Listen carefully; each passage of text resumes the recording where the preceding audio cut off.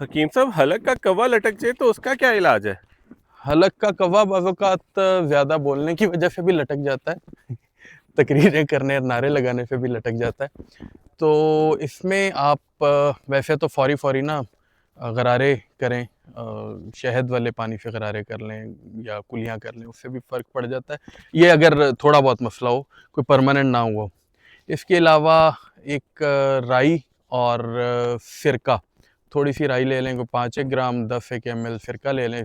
इसके अंदर भी थोड़ा-सा शहद मिला के इससे आप गरारे करें इससे, तो इससे भी बेहतर हो जाता है। बाकी एक वो फटकड़ी वाली दवाई हमारी बनती है, उसमें 2-3 फटकड़ियाँ होती हैं। वैसे तो वो गले के इन्फेक्शन के लिए, किसी भी किस्म के इन्फेक्शन के लिए होती है, लेकिन इसमें भी वो आप कवे पे लगाएँ, लेकिन खाली पेट लगानी होती है, अदरवाइज़ उल्टी आ जाती है। तो उससे भी बेहतर हो जाता है।